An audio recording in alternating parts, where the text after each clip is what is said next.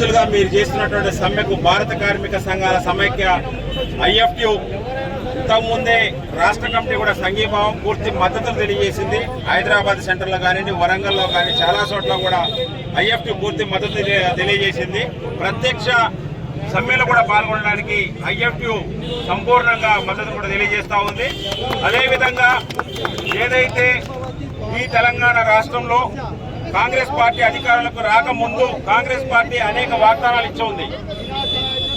తన మేనిఫెస్టోలో 14వ పాయింట్లో క్లియర్ గా ఆర్టీసీని ప్రభుత్వంలో విలీనం చేస్తామని చెప్పేసి ఆల్రెడీ మనకు చెప్పే ఉన్నారు. మనం వాళ్ళు ఇచ్చినటువంటి హామీలనే అడుగుతున్నాం తప్ప ఇవాళ కొంతమ్మ కోరికలు మనం కోరట్లేదు. వాళ్ళు ఇచ్చిన హామీలనే అమలు చేయమంటున్నాం. 11 నెలల క్రితం రేవంత్ రెడ్డి కూడా అన్నారు, అనేక కోరికలు కోరుతా ఉన్నారు, ఈ కోరికలు జవాబు కాదని చెప్పేసి 11 నెలల క్రితం అన్నాడు. అయినా కూడా మనం సమ్మె విరమించుకొని ఈ కాలంలో మనం ఆల్రెడీ ప్రజలకు ఎటువంటి ఇబ్బందులు కలగకుండా మన ఆర్టీసీ ముందు నడుపుతా ఉన్నాం. అయినా కూడా ప్రభుత్వం నిమ్మకు నీరెత్తనట్టుగా వ్యవహరిస్తూ ఈ రోజు సమ్మెకు పోవడానికి ప్రధాన కారణం తెలంగాణ రాష్ట్రంలో ఉన్నటువంటి కాంగ్రెస్ ప్రభుత్వం మాత్రమే అని చెప్పేసి మనం గుర్తించుకోవాల్సిన అవసరం ఉంది.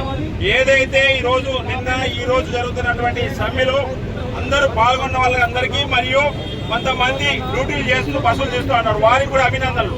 ఎందుకంటే వాళ్ళు వాళ్ళు డ్యూటీ పోతేనే పూట గడుస్తున్న చందనంగా ఈ రోజు బస్సులు తీసి నడుపుతా ఉన్నారు.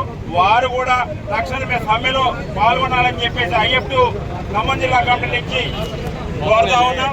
ఇదే విధంగా భవిష్యత్తులో జరగబోయే ఈ సమ్మె మరింత ఉధృతం కావాలని చెప్పేసి మన సమస్యను పరిష్కరించే విధంగా ఉండాలని చెప్పేసి కోరుతూ భారత కార్మిక సంఘాల సమైక్య పూర్తి మద్దతును తెలియజేస్తుంది.